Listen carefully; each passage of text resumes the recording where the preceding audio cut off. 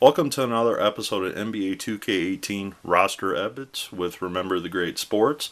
Today we're going to talk about the Dallas Mavericks. The Dallas Mavericks are not that old of a franchise, but they're not the newest teams in the league as well. NBA 2K18 and 19 did a very solid job of creating, this roster. There's not a whole lot of changes that I feel that need to be done. There are just a few things that I want to talk about that's pretty apparent. And just like some of the teams that have had way too many centers on them, this team has way too many point guards on it. There are actually 4 point guards that are featured on this team. So all of them are great. Jason Kidd and Steve Nash are sure Hall of Famers. Derek Harper, maybe even Jason Terry will get in the Hall of Fame once his numbers are looked at. But you can't have 4 point guards running your team. So there's going to be some changes that need to be made. I'm not necessarily... make that a 5th point guard, JJ Barea. So here are the changes that I suggest for this team. I'm going to share those with you. I'm going to add a couple more people to this team. But the 2 that I would eliminate off of this team are JJ Barea and Brendan Haywood. And I will share with you those updates right after this. Alright, so here I am. This is the starting lineup that I have put together for the all-time Dallas Mavericks. Jason Kidd at the point guard, Rolando Blackman at the shooting guard, Mark Aguirre at the small forward, Dirk Nowitzki, of course, at power forward, and Shawn Bradley at center. Now, I'm going to talk a little bit about Shawn Bradley. A lot of people like to hate on Shawn Bradley, okay?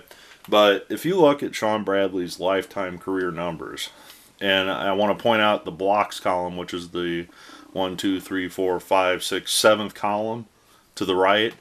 You see that he almost averaged over 3 blocks a game for most of his career. Okay, and that was 2 seasons with Dallas, then 2.8, whatever. Not much of a scorer. Wasn't really that great of a defender, but you see a lot of footage of him getting dunked on. What you don't see a lot of footage of him is blocking people. And he actually, I believe, is the all-time Dallas Mavericks leader in block shots. So with that being said, kind of like how Mark Eaton fills the role on the Utah Jazz, this is somebody that I feel is necessary to be on this team. Now, if it's up to debate whether or not you want him as your starter, that's a different scenario. Now, I am going to lead into this next discussion. Just like LeBron James on the Lakers, I realize that Deandre Jordan is now a Dallas Maverick. But, 2, you honestly don't know how impactful Deandre Jordan's going to be as a Dallas Maverick. Now, I wish him the best. I hope he has a great career in Dallas, but next week he could, hurt his knee and be done and play 10 games for the Mavericks the rest of his career.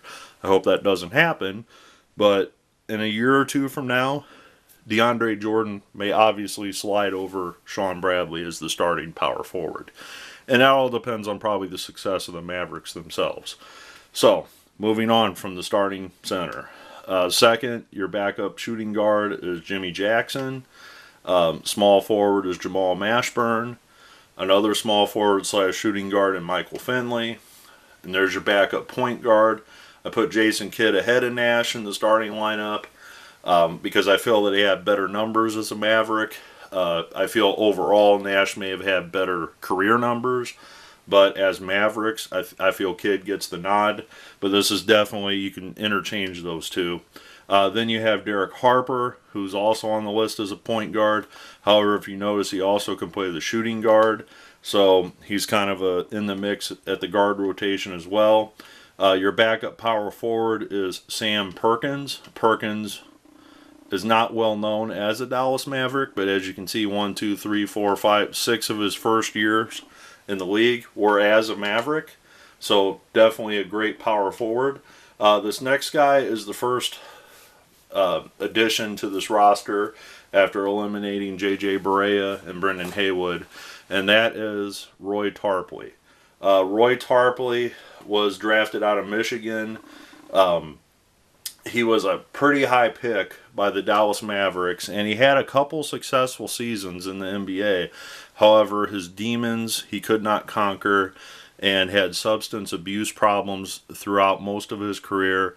and prematurely passed away, a couple years ago, still battling his demons of substance abuse. But in the small window of time that Roy Tarpley was playing for the Mavericks, he was definitely one of the best out on the floor. And that puts him as the backup center on this team. Again, no DeAndre Jordan yet. And finally, rounding out the 13th man on the roster, Jason Terry is listed as a point guard. However, I moved him to shooting guard because how many point guards can you have on a team? And as you can see with Dallas, he spent a lot of time with the Mavericks, and he was an integral part of their championship team with Dirk Nowitzki when they won their championship, along with this man right here, Tyson Chandler. Now, I leave Tyson on the reserve list, only ahead of behind Roy Tarpley. If you're a bigger Tyson Chandler fan and you could care less about Roy Tarpley, obviously you don't have to create Roy, but I feel that he's necessary to be on this team. And that leads me to this next gentleman, and that is Bradley Davis. Here's the problem. I created this player thinking that I would somehow be able to fit him into the rotation of the guards that I have on the team that I showed you. After I created him, it was really hard for me to place him ahead of Jason Terry, Derek Harper, Steve Nash, or Kidd. So after I created him, I just basically put him on the bench. Now, I will say on NBA 2K19, I did see they added Brad Davis to the roster. So very cool that you don't have to create him on 2K19. So there he is. How you want to play with him on the Mavericks is up to you, but he is one of the best Dallas Mavericks ever to play the game. So, pretty solid starting lineup. Again, being this franchise is not that well known.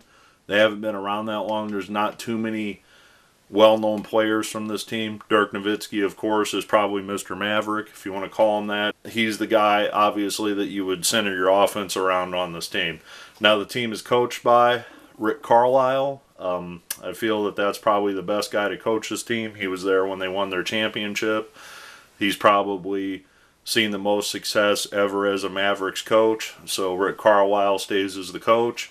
You're not going to probably find a better one for the Dallas Mavericks. So I hope you agree with my selections. This is the Dallas Mavericks. It's a solid team, but if you're facing some of the stronger West teams, you're probably not going to win too many games with this lineup against the Lakers or the Spurs or the Rockets or the Warriors, etc. All-time teams. So, hope you enjoyed the video. Stay tuned for the next one. Thanks.